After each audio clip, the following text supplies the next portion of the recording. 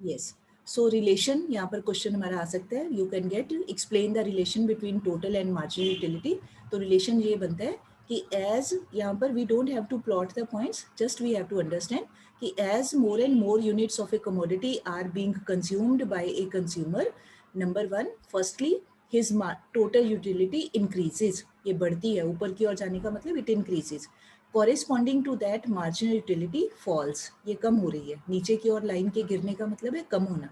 Number two, after obtaining या after using a certain amount of commodity, इतने units जो भी हैं ये नंबर, मान लो ये 5 यूनिट्स है या 6 यूनिट्स है, after consuming a certain number of units total utility becomes maximum and corresponding to that marginal utility becomes equal to zero.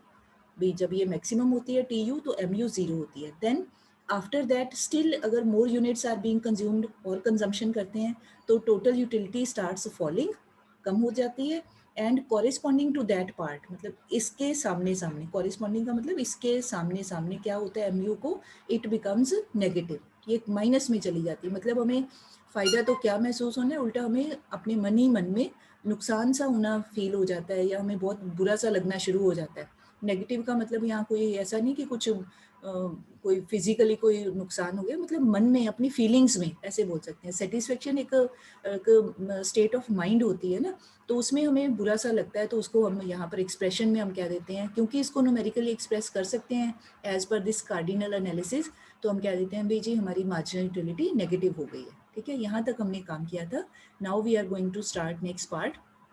Now you can see in your book the law of, book में पूरे words में लिखा है, bracket में आप ऐसे भी लिख सकते हो, law of diminishing marginal utility. D means diminishing, M means marginal, U means utility. अब इसका मीनिंग क्या होता है, इसको लिखा हुआ है गॉसेन्स फर्स्ट लॉ। गॉसेन एक was the name of an economist, तो सबसे पहले उन्होंने इस लॉ को एक्सप्लेन किया, तो दैट इज़ वाई उनके नाम पे भी इसको कह दिया जाता है law of diminishing marginal utility या Gossen's first law of consumption.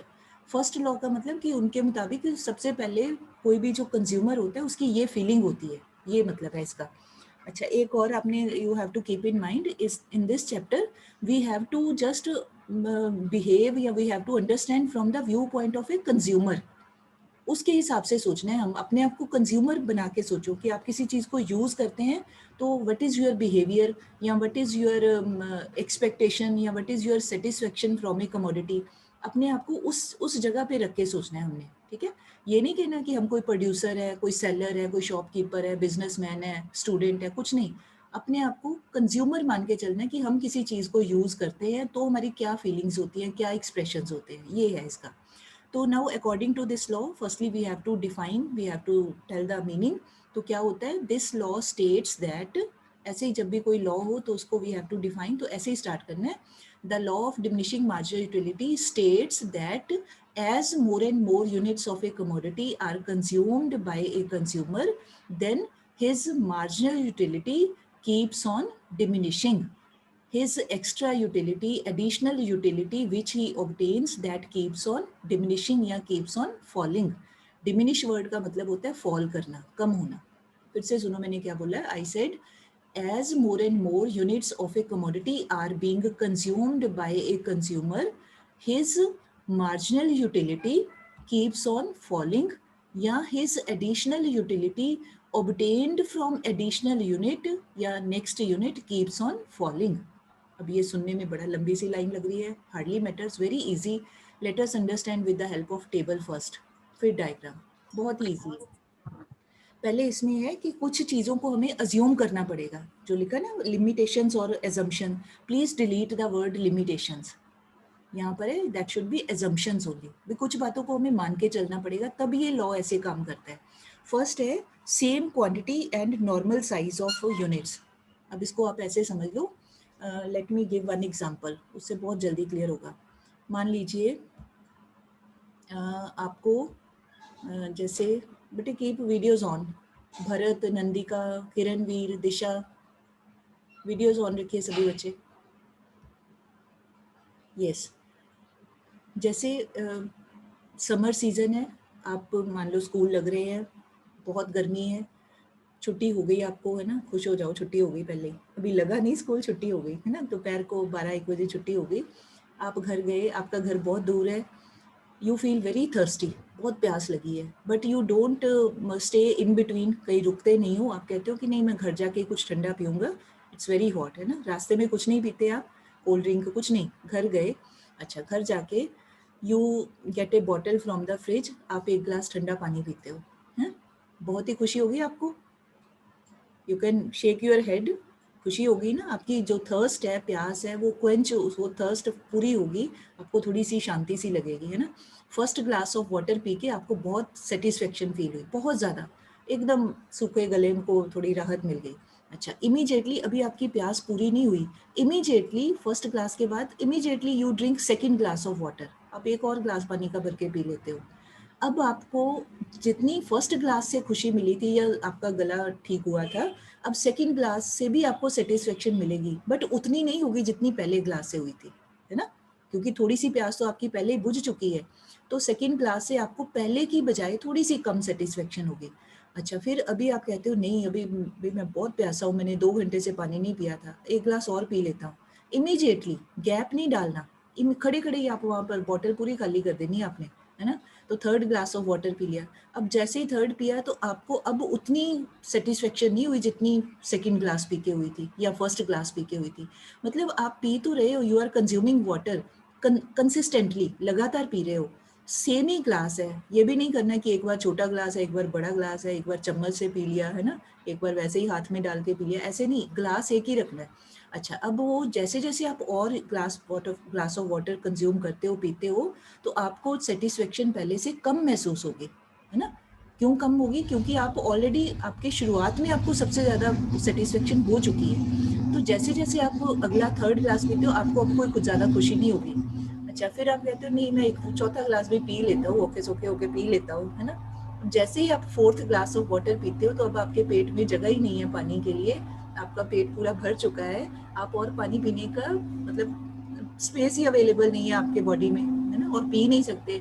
तो अच्छा, अब आपको fourth glass of water P के कोई खुशी नहीं हुई क्योंकि आपकी प्यास बुझ चुकी है पहले, तो इसका मतलब अब आपको जीरो सेटिस्फेक्शन हुई, कोई कोई फर्क नहीं पड़ा आपको, कुछ मतलब प्लस फील ही नहीं हुआ, प्लस माइनस कुछ भी नहीं लगा, आपके अंदर जगह ही नहीं है, जीरो यूटिलिटी। अच्छा, फिर मान लो जगह तो नहीं है, बट चलो फिर भी बड़ी मुश्किल तुश्किल से जैसे तैसे एक और पानी पी लिया ग्लास से ना, अब आपको खुशी की बजाय अब आपको दुख होगा, आपको नहीं अब तो मेरे से खड़े भी नहीं हुआ जाता, मतलब पेट दर्द होना शुरू हो गया, और क्योंकि जगह ही नहीं है, हमारी लिमिटेशन है किसी चीज़ को कंज्यूम करने की, है ना। तो इसका मतलब नेगेटिव फीलिंग आ जाएगी आपको, आप कहोगे कि मैंने ऐसे ही पी लिया, नहीं पीना चाहिए था मुझे, ज़रूरत नहीं थी, आप ऐसे सोचोगे। तो यही है हमारा law of diminishing marginal utility, कि जब पहला यूनिट कंज्यूम करते हैं, जैसे यहाँ पे देखो एग्जांपल लिखा हुआ है, कोई भी यूनिट, ये टेबल, टेबल वो बैठने वाला काम करने वाला टेबल नहीं, टेबल मतलब ये शेड्यूल जो होता है जिसको हम एक्सप्रेस करते हैं, दिस इज टेबल, तो यहाँ लिखा है यूनिट्स ऑफ कमोडिटी, इधर है मार्जिनल यूटिलिटी। तो फर्स्ट ग्लास ऑफ वाटर पिया आपको 10 यूनिट्स सेटिस्फेक्शन मिली, सेकेंड ग्लास ऑफ वाटर पिया 8 यूनिट्स मिली, थर्ड पिया 6 यूनिट्स। अब आपने ये नहीं कहना कि मैम 8 ग्लास तो पिए नहीं जाते, ये सिर्फ एक एग्जांपल है बताने के लिए कि जैसे जैसे आप और यूनिट्स कंज्यूम करते हो, आपकी सेटिस्फेक्शन, आपकी जो मार्जिनल यूटिलिटी है, मार्जिनल मतलब एडिशनल यूनिट से मिलने वाली, चौथे ग्लास से, पांचवें ग्लास से, छठे ग्लास से एडिशनल यूनिट से मिलने वाली जो सेटिस्फेक्शन है, यूटिलिटी है, that is called marginal utility, that keeps on falling, लगातार ये कम होती जा रही है, 6 यूनिट पे आके जीरो हो जाती है, मतलब हम ये कंज्यूम ही नहीं कर सकते, फिर भी हमने जबरदस्ती से उसको यूज किया तो जीरो, और कंज्यूम करते हैं तो माइनस, माइनस का मतलब ही ज़रूरत नहीं थी, फिर भी हमने जैसे तैसे उसको कंज्यूम किया, माइनस फीलिंग होनी स्टार्ट हो जाती है, नेगेटिविटी सी स्टार्ट हो जाती है, ठीक है। अच्छा, एक और एग्जांपल देखो और ज़्यादा क्लियर होगा। अब ये पेपर में नहीं लिखने हैं, ये तो आपको समझाने के लिए है, पेपर में कहानियाँ नहीं लिखनी आपने। अच्छा, आप कोई मूवी देखते हो, पहली बार मूवी देखी, उसके बारे में मतलब कुछ नहीं पता था, but you liked it very much, कोई भी मूवी आपके फेवरेट फिल्म स्टार की मूवी है, पहली बार आपने देखी, आपको बहुत खुशी हुई, बड़ा मज़ा आया मूवी देख के, तो आपने लिख दिया मुझे 10 यूनिट्स सेटिस्फेक्शन हुई। अच्छा, अब आपको कोई कहे उसी मूवी को दोबारा देखो, उठना नहीं है जहाँ बैठे हैं वहीं बैठे बैठे दोबारा से उस, जैसे ही द एंड हुआ, again movie to be started, बिना कोई गैप के वहीं बैठे बैठे फिर से मूवी देखो, अब आपको उतनी खुशी होगी, बताइए। नहीं ना, क्योंकि आपको तो सारी कहानी पहले ही पता लग गई, सारी स्टोरी आपको पहले ही पता अब क्या होना है, अब क्या होना है, कोई क्यूरियोसिटी तो बची नहीं। तो अब आपको पहले से कम सेटिस्फेक्शन होगी। अब कोई ज़बरदस्ती आपको बिठा के गए, नहीं थर्ड टाइम फिर देखो, उठना नहीं है बीच में, कोई बाहर कोई घूमने भी नहीं जाना, कोई खाने पीने का सामान लेने भी नहीं जाना, वहीं बैठे बैठे देखो। अब आपको और खुशी नहीं होगी, अब आपको तकलीफ होगी, अब आप और नहीं देख सकते। ऐसे ही आप सोच के देखो, आपको लगातार कोई बिठा के गए 4-5 बार वही मूवी देखो, तो now you will not feel happy. आपकी वो जो सेटिस्फेक्शन है जो पहली बार देखने से हुई थी, अब हर बार वो कम होती जा रही है ना। इसका मतलब है यहाँ पर कौन सा लॉ काम कर रहा है, यही लॉ काम कर रहा है, law of diminishing marginal utility. तो ये जो एजम्पशंस दी हुई हैं उसमें देखो क्या लिखा हुआ है, first one is given same quality and normal size of unit. मतलब अगर मूवी है तो ये नहीं कि उसको फास्ट फॉरवर्ड कर दो, 3 घंटे की मूवी को 2 घंटे की करके देखो, वो नहीं, पूरे 3 घंटे ही बैठना पड़ेगा दोबारा। अगर ग्लास ऑफ वाटर है तो सेम ग्लास ऑफ वाटर, उसमें जितना पानी पूरा फुल होता है उतना ही पूरे का पूरा पानी पीना है ना। मतलब सेम यूनिट लेना है, नॉर्मल साइज। नॉर्मल साइज का मतलब ये नहीं कि आपको कि मैं ग्लास की जगह मैं स्पून से पानी पी लेता हूँ। अब स्पून से तो पानी पियो, सारा दिन छोटे बच्चे की तरह लगे रहो, सारा दिन ही पानी पीते रहोगे, आपकी प्यास खत्म ही नहीं होगी, क्योंकि उससे सेटिस्फेक्शन आनी नहीं है। एक चम्मच पानी से क्या खुशी मिलेगी, है ना। एक प्रॉपर एक नॉर्मल जो स्टैंडर्ड साइज होता है किसी चीज़ का, उसी को कंज्यूम करना है हमने। सेकेंड एजम्पशन है कॉन्टीन्यूअस, कि बीच में there should not be any gap, any break should not come. अब आप सोच के देखो, दोपहर को पानी पिया, अब आपको कि मैंने रात को पीना है, तो फिर रात को तो बढ़िया ही लगेगा ना, बीच में 6 घंटे का गैप आ गया। वो नहीं, लगातार कॉन्टिन्यूस कंजम्पशन, उसी समय उसी टाइम पे बार बार उस चीज़ को अगर यूज़ करें, फिर ये लॉ काम करेगा। देन नॉर्मल कंज्यूमर है, मतलब मेंटली अगला ठीक ठाक है, कोई एबनॉर्मल पर्सन नहीं है, कोई पागल नहीं है। जो पागल होते हैं वो तो कुछ भी करते रहे, है ना, दिमागी हालत ही ठीक नहीं है, ऐसा भी नहीं। मतलब एक नॉर्मल इंसान होना चाहिए, एक नॉर्मल ह्यूमन बीइंग है, उसको कंज्यूम कर रहा है। Then no change in income, taste and fashion. मतलब जो चीज़ भी है हमारे पास, हमारी चाहे वो इनकम है, चाहे जो भी चीज़ हम यूज़ कर रहे हैं वो फैशन में है, जो भी है, टेस्ट है, जैसे हमारा किसी पर्टिकुलर चीज़ के लिए टेस्ट डेवलप हो जाता है, तो ये सारी चीज़ें भी जो जैसी हैं दे रिमेन द सेम, उनमें कोई डिफरेंस नहीं है। जो जैसा है, जैसी सिचुएशन है, वैसे का वैसा ही है। क्योंकि अगर ये चीज़ें चेंज हो जाएंगी तो फिर हमारा ये लॉ काम नहीं करेगा। मान लो हमारी इनकम बढ़ गई तो हम पहले से बढ़िया चीज़ भी खरीद सकते हैं। हमारा किसी चीज़ के लिए टेस्ट पहले किसी और चीज़ में है, फिर किसी और चीज़ में डेवलप हो जाए, तो भी हमारी सेटिस्फेक्शन कम नहीं होगी। फैशन, पहले किसी एक फैशन के ट्रेंड की चीज़ खरीद रहे हैं, दूसरी बार कोई और ले ली, तो भी हमारी सेटिस्फेक्शन कम नहीं होगी। मतलब ये कि जो जैसी सिचुएशन है कांस्टेंट है, वैसे का वैसा ही रहेगा, कोई चेंज नहीं। ठीक। नेक्स्ट है प्राइस में कोई चेंज नहीं, ना प्राइस कम हुआ ना ज़्यादा हुआ, जो जितना प्राइस है, मतलब एवरीथिंग इज स्टेबल, कांस्टेंट, ये मान के चलना है, तब ये लॉ काम करता है कि प्राइस में कोई चेंज नहीं है। फिर इंडिपेंडेंट यूटिलिटी है। इंडिपेंडेंट यूटिलिटी का मतलब कि जो भी चीज़ हम कंज्यूम कर रहे हैं वो अपने आप में, दैट कमोडिटी, दैट आइटम या good is complete, it has no relation with the utility of some other thing. जैसे जैसे अभी आप बैठे हो तो ऊपर फैन चल रहा है, जैसे मैं सभी बच्चों, मतलब फैन के नीचे हम लोग बैठे हुए हैं, फैन से मिलने वाली सेटिस्फेक्शन है हमें, पहले बताइए, डू वी गेट सेटिस्फेक्शन? गर्मी है तो ऑब्वियसली नहीं फैन चलाएंगे तो पसीना पसीना हो जाएंगे ना, स्वेटिंग होगी। तो इसका मतलब फैन से तो हमें सेटिस्फेक्शन मिल रही है। फैन की सेटिस्फेक्शन अलग है।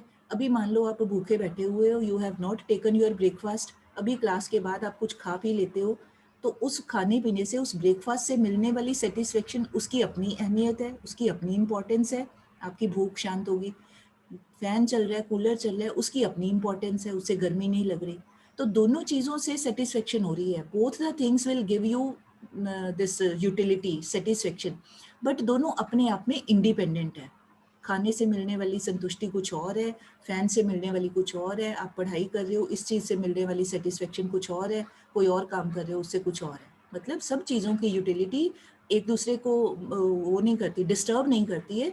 हर एक चीज़ की अपनी अपनी इम्पोर्टेंस है लाइफ में, हर एक चीज़ की अपनी अपनी जगह है, उससे मिलने वाली सेटिस्फेक्शन की भी अपनी अपनी इंपॉर्टेंस है। ये सारा है। तो अगर ये सारी चीज़ें होंगी, अजम्पशन का मतलब ऐसा सब कुछ होगा, only then this law will work, इस तरह से तभी ये लॉ काम करेगा।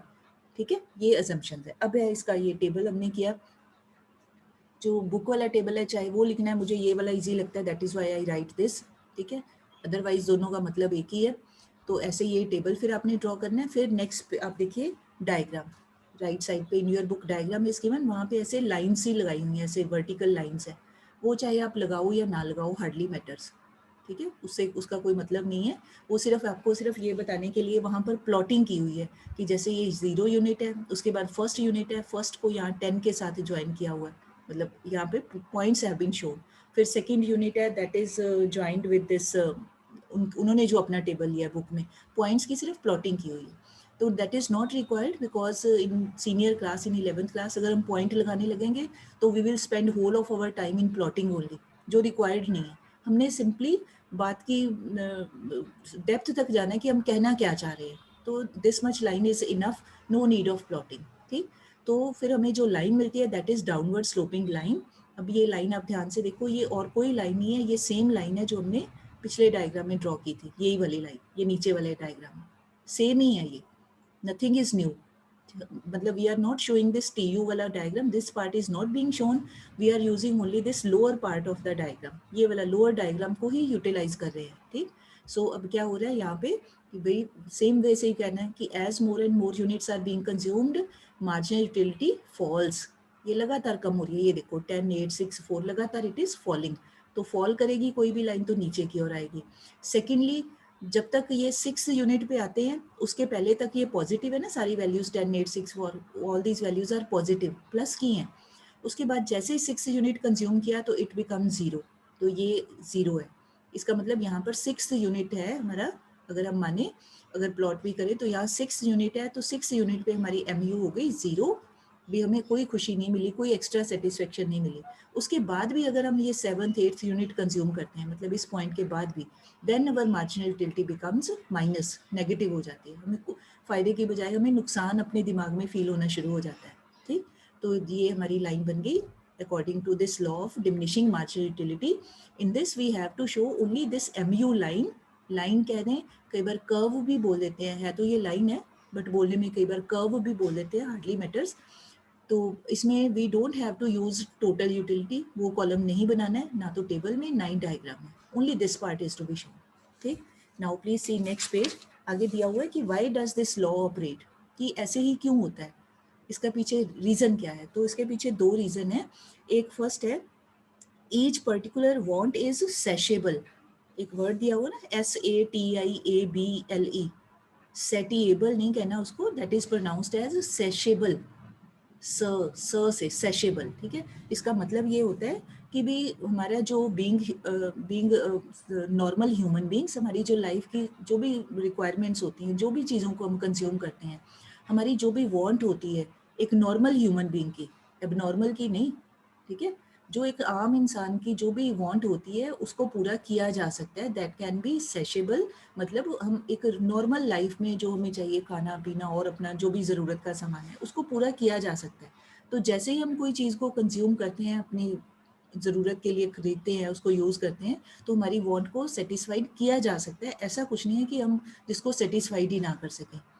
ये भी साथ में रखना है, सेटिस्फेक्शन ये नहीं आप कह दो जी इनकम है आपकी 100 रुपीज़ और आप कह दो मैंने तो जाके अमेरिका में वाइट हाउस खरीदना है, मैंने तो जाके लाल किला खरीदना है, मैंने जाके जी ताजमहल परचेज करना है, अब ये वांट तो नहीं पूरी होगी ना, वांट डिपेंड करती है हमारा इनकम लेवल भी कितना है, उसी के हिसाब से ही डिमांड करेंगे ना, उसी के हिसाब से चीज़ें चाहेंगे, इनकम ना होगी तो फिर हम कहाँ से उसको पूरा कर सकते हैं। कीपिंग इन व्यू की प्राइसेस हमारी पहुंच के अंदर अंदर हैं, हमारी बजट के हिसाब से, तो वो ऐसी हम सारी जो भी रिक्वायरमेंट्स होती हैं बेसिक वो पूरी कर सकते हैं। नेक्स्ट है कि goods are not perfect substitutes, perfect substitute होता है ऐसी दो चीज़ें which are completely same to same, which are completely similar. तो अब इसको आप ऐसे देखो जैसे whatever pen you are using, आपके हाथ में पेन है या जो भी बुक आप यूज़ कर रहे हो पढ़ रहे हो, ठीक, ऐसी ही एक और बुक ले लो या ऐसा ही एक और पेन ले लो, या जो भी आपके हाथ में पेंसिल है सेम टू सेम आप ले लो, तो वो दोनों क्या कहलाएंगी, they will be known as perfect substitutes. भाई बिल्कुल सेम है, 100% कलर भी वही है, डिज़ाइन भी वही है, प्रिंटिंग भी वही है, सब कुछ सेम होनी चाहिए, है ना। ये नहीं कि आप पुराने 10 साल पुरानी बुक ले लो या 4 साल पुरानी डिज़ाइन वाली पेंसिल ले लो, वो नहीं, एक जैसे डिज़ाइन वाली एक जैसे फीचर्स वाली सेम चीज़ आप लोगे, they will be known as perfect substitutes, ठीक है। गेटिंग माई पॉइंट बेटे, समझ आ रहा है।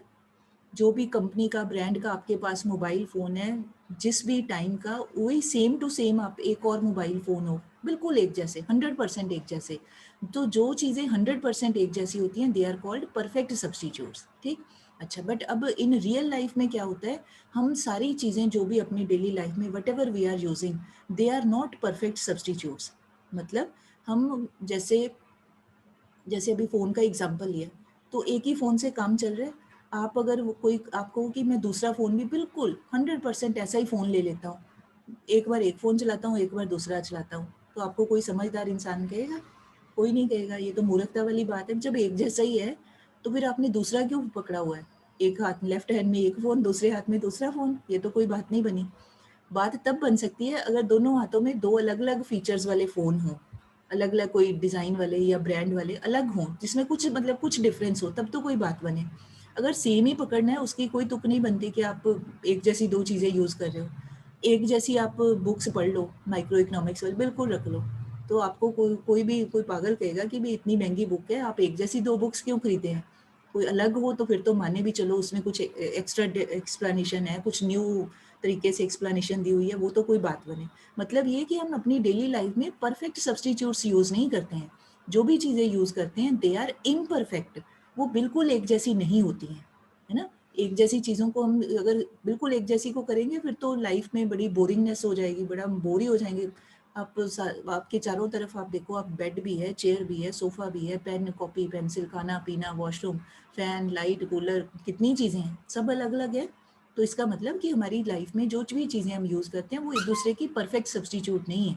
अगर नहीं है, तो हर एक से मिलने वाली सैटिस्फैक्शन के ऊपर फिर यही लॉ काम करता है, हमारी जो यूटिलिटी है, जो सैटिस्फैक्शन है, वो कम ही होगी, ठीक? ये है, बस इतना सिंपल से ही आपने याद करना है। नेक्स्ट है law of diminishing marginal utility with total utility. अब अपनी बुक में देख लीजिए, that is not new concept. वो अभी हमने जो ये पीछे टेबल और डायग्राम किया, वो रेपिटिशन है, यही वाला। जो यहाँ पर लिखा है ना, law of diminishing marginal utility and with total utility, तो ये सेम ही है। आप चाहे लिख लो, सेम एज जो पीछे किया था, relation between T U and M U, उसी बात को दोबारा से बताया हुआ है। जब आप पढ़ोगे तो you will come to know, ठीक? अब यहाँ पे आप देखो, बस एक ही डिफरेंस किया है in your book. Now they have drawn 2 separate diagrams, please check. यही किया है ना, टी यू का डायग्राम ऊपर बनाया हुआ है, जैसे मैंने ये ऊपर बना दिया था, और नीचे जो है they have drawn M U, और साथ में बस एक वर्ड यहाँ लिखा हुआ है, डिमिनिशिंग एम यू। तो डिमिनिशिंग लिखने की ज़रूरत नहीं होती डायग्राम में। जब ये लाइन नीचे को फॉल कर रही है, तो दैट इज़ अंडरस्टूड कि ये डिमिनिश ही हो रही है, ठीक है? यहाँ डिमिनिशिंग वर्ड लिखने की there is no need, because whenever any line slopes downward, fall कर रही होती है, तो उसका मतलब ही है, that is understood, that is very much clear from the diagram कि ये वैल्यू फॉल ही कर रही है, डिमिनिश ही कर रही है। तो डिमिनिश वर्ड चाहे लिखो ना लिखो, हार्डली मैटर्स, कोई फर्क नहीं पड़ता है, बाकी सारा सेम है। ओनली बस एक ये वर्ड ऐड कर दिया इसकी जगह, DMU, लॉ ऑफ DMU। तो बात वही है, रेपिटेशन है, ठीक? चलिए, now I come to the next part. Next है, आप अपनी बुक में देखिए, नीचे रिलेशन भी सेम है, सारा आप पढ़ोगे, एवरीथिंग इज सेम, जो ऑलरेडी एक्सप्लेन कर चुके हैं। नेक्स्ट है, इंपॉर्टेंस क्या है इस लॉ की, डिमिनिशिंग एमयू की, बस एक एक लाइन में करना है, ज़्यादा डिटेल इज़ नॉट रिक्वायर्ड। तो इंपॉर्टेंस इसकी ये है कि basis of law of consumption है, मतलब इन माइक्रो इकोनॉमिक्स आगे हम करेंगे, और भी there are many laws of consumption. Consumption का मतलब कंज्यूमर बिहेवियर, कि जो कंज्यूमर्स हैं वो कैसे किस किस तरीके से अपनी परचेज करते हैं, अपनी डिमांड को करते हैं। तो ये जो लॉ ऑफ डिमिनिशिंग एमयू है, ये वाला जो लॉ हमने किया, ये वाला, ये बेसिस है। जैसे होता है ना किसी बिल्डिंग की फाउंडेशन, तो फाउंडेशन हो, नींव हो, तभी उसके ऊपर बिल्डिंग की वॉल्स खड़ी कर सकते हैं। तो सेम ही ऐसे जो भी हम माइक्रो इकोनॉमिक्स में आगे लॉ करेंगे, लॉ ऑफ डिमांड होता है, एक law of equi marginal utility होता है, ये सारे और आगे करेंगे। तो ये सारा कुछ का जो बेसिस है, दैट इज दिस लॉ। इसके आधार पर ही, इसको अंडरस्टैंड करके ही बाकी की चीज़ें आगे प्रोग्रेस करती हैं, ये मतलब है। तो इस करके वेरी इंपॉर्टेंट है कॉन्सेप्ट। सेकेंड है variety in consumption and production. इसका मतलब है कि क्योंकि by using only one commodity people feel bored. People मतलब कंज्यूमर्स, हम सारे लोग बोर हो जाते हैं। अगर एक ही चीज़ को सारी लाइफ में एक ही चीज़ को यूज़ करते रहे, तो हम बोर हो जाते हैं। तो इसी करके हम वैरायटी चाहते हैं। आप देखो, जैसे आप एक ही ड्रेस को पहनो, जैसे मान लो let us take example of uniform, school uniform. जब स्कूल नॉर्मल लग रहे होते हैं, नॉर्मल टाइम पीरियड में रोज वही यूनिफॉर्म डालते हैं, है ना, as a matter of discipline, वो तो बहुत ही अच्छी बात है, ठीक है। बट आप कई बार आप फील करते होंगे कि रोज वही वाली यूनिफॉर्म, वही वाले कलर के कपड़े डाल डाल के बोर हो जाते हैं। किसी दिन आपका दिल करता है आज मैं कोई और अपनी ड्रेस पहन के स्कूल जाऊं, तो फिर जिस दिन हैप्पी बर्थडे होता है, छोटे बच्चे वो दूसरे कपड़े डाल के आते हैं, कितने खुश होते हैं, they feel very happy on that day, क्योंकि कुछ अलग उनको लगता है, खुशी मिलती है ना, मेंटल सेटिस्फेक्शन मिलती है। तो ऐसे ही है कि कंजम्पशन जब हम एक ही चीज़ की अपनी लाइफ में करते हैं तो बोर हो जाते हैं, इस करके हम वैरायटी चाहते हैं, इसीलिए हम अलग अलग चीज़ों को यूज़ करते हैं, अलग अलग फैशन वाली, अलग अलग ट्रेंड वाली। बाजार जाते हैं तो जाके पहले ये कहते हैं कि भाई कोई नया ब्रांड आया है, कोई नई डिज़ाइन की चीज़ है, पहले ही जाके सेलर को यही बोलते हैं, है ना। तो वैरायटी चाहते हैं, तो उसी चीज़ को ध्यान में रखते हुए जो प्रोड्यूसर्स होते हैं, they also produce variety of things. उनको भी पता है कि जो कस्टमर है, जो ग्राहक आएगा, उसको नया डिज़ाइन चाहिए, उसको नए ट्रेंड की चीज़ चाहिए, तो इसीलिए वो अपनी दुकानों पे, अपने शोरूम्स में, अपने मॉल्स में डिफरेंट न्यू लेटेस्ट डिज़ाइन की, मॉडर्न डिज़ाइन की चीज़ें रखते हैं, ताकि लोगों को उनकी पसंद की, उनकी चॉइस की, उनकी वैरायटी की, जो जैसा चाहते हैं उसको मिल जाए। तो ये मतलब ये जो लॉ ऑफ डिमिनिशिंग एमयू है, ये बेसिस है हमारी कंजम्पशन का और प्रोडक्शन का। क्यों? क्योंकि अगर एक ही चीज़ होगी दुनिया में सब तरफ, तो बहुत ही बोरिंग हो जाएगा सारी लाइफ, मतलब ऐसे लगेगा कोई इंजॉयमेंट ही नहीं है, एक ही चीज़ से हम खुश नहीं होते हैं ज़्यादा लंबे टाइम तक। थर्ड है बेसिस ऑफ प्रोग्रेसिव टैक्सेशन। इसका मतलब होता है, प्रोग्रेसिव होता है कि जैसे जैसे इनकम बढ़े, डिटेल में नहीं जाना, थोड़ा सा ही करना है हमने, तो जैसे हमारी इनकम बढ़ती है तो अगर गवर्नमेंट टैक्सेस का रेट भी बढ़ा देती है, जैसे किसी की इनकम है मान लो 10,000 रुपीज़, तो मान लीजिए उसके ऊपर टैक्स इज़ 10%, है ना, 10,000 रुपये इनकम, तो उसको टैक्स लगता है 10% उसकी इनकम का। अच्छा, अब अगर इनकम बढ़ के हो जाए 10,000 की बजाय 30,000, तो अब मान लो उसके ऊपर टैक्स लगा देते हैं 15%। इनकम बढ़ी, टैक्स का रेट भी बढ़ा दिया, अगले को ज़्यादा पैसे देने पड़ेंगे टैक्स की फॉर्म में। अच्छा, अब इनकम बढ़ के हो जाए 80,000, 70,000, अब उसके ऊपर टैक्स बढ़ा दें मान लो 25%, तो टैक्स बढ़ गया। मतलब जैसे जैसे इनकम बढ़ती है वैसे वैसे टैक्स का रेट भी अगर गवर्नमेंट बढ़ा देती है, that is called progressive taxation. तो ये जो लॉ है, this becomes the basis of this progressive taxation in this manner, कि जो गवर्नमेंट होती है, फाइनेंस मिनिस्टर होते हैं कंट्री के, वो आम तौर पे जो प्रोग्रेसिव टैक्सेस है वो रिच लोगों के ऊपर लगाए जाते हैं। रिच लोगों का मतलब जिनकी इनकम ज़्यादा होती है। क्यों? अगर कम इनकम वाले लोगों के ऊपर ज़्यादा टैक्स लगाएंगे, उनके बेचारों की तो पहले ही इनकम कम है, तो अगला सारे पैसे टैक्स का ही दे देगा, तो फिर बचेगा क्या, उसके पास कुछ बचता नहीं है। तो रिच लोगों की इनकम क्योंकि ज़्यादा होती रहती है, तो उनको इतना फ़र्क नहीं पड़ता। मतलब मेंटली सोच के देखिए, उनको पैसों की इतनी क्योंकि ज़रूरत नहीं होती है, इतनी अट्रैक्शन नहीं होती, क्योंकि उसके पास वो सफिशिएंट क्वांटिटी में होते हैं, तो वो ज़्यादा पैसे टैक्स के तौर पे दे सकते हैं। ऑन दी अदर साइड एक बहुत कोई गरीब आदमी है जिसकी इनकम बहुत कम है, उसके ऊपर अगर टैक्स बढ़ा देंगे तो उसको बहुत दुख होगा, क्योंकि उसके पास पहले ही थोड़े से ही थे, लिमिटेड पैसा ही था, वो भी टैक्स के तौर पे चला जाएगा, उसको बहुत दिमागी तौर पे मेंटली बहुत अपसेट होगा, बहुत बुरा लगेगा उसको कि मैं तो पहले गरीब हूँ, पहले मेरी इनकम कम है और मेरे ऊपर टैक्स लगाया जा रहा है। He will feel very bad. तो ऐसे ही ये गवर्नमेंट को हेल्प करता है ये लॉ, ये समझाने में कि रिच लोगों के ऊपर अगर ज़्यादा टैक्स लगा भी दे तो उनको इतना फ़र्क नहीं पड़ता है जितना अगर पुअर लोगों पे लगाएंगे तो उनको ज़्यादा डिफरेंस पड़ता है, ज़्यादा फ़र्क पड़ता है। तो ये है इसका, ठीक है। तो ये बस आपने सिंपली ये अगर आप हेडिंग भी याद कर लो, दैट इज़ इनफ, हेडिंग से भी काम चल जाएगा। नेक्स्ट है हमारा वेरी इंपॉर्टेंट, अभी 3 मिनट रहते हैं, मैं थोड़ा सा इंट्रोड्यूस कर देती हूँ, बाकी तो फिर कल ही हो पाएगा। यस, ये मैंने पहले लिख दिया, मैं बाद में भेज भी दूंगी। जो DMU का लॉ है वो सेम ही है, रिलेशन बिटवीन TU-MU। नेक्स्ट है हमारा 2 अप्रोचेस, जो बिगनिंग में भी दिखाया था। एक अप्रोच जो अभी हमने किया है या कर रहे हैं, that is cardinal utility approach, APP मतलब अप्रोच और एनालिसिस। एक दूसरा है ऑर्डिनल यूटिलिटी अप्रोच या एनालिसिस, या उसी को कह देते हैं इंडिफरेंस कर्व अप्रोच या एनालिसिस, कोई भी वर्ड यूज हो सकता है। तो अभी राइट नाउ हम ये वाला पार्ट कर रहे हैं जिसमें ये माना जाता है कि utility can be measured in numbers, ठीक। अच्छा, अब हमने करना है ये कंज्यूमर इक्विलिब्रियम। तो अब इसका मीनिंग क्या है? कंज्यूमर इक्विलिब्रियम का मीनिंग होता है कि जो कंज्यूमर है, he is said to be in equilibrium. Equilibrium मतलब एक balanced position. Consumer is said to be in equilibrium when he is fully satisfied with his existing position and he does not want any change in that position, and he is getting maximum satisfaction also.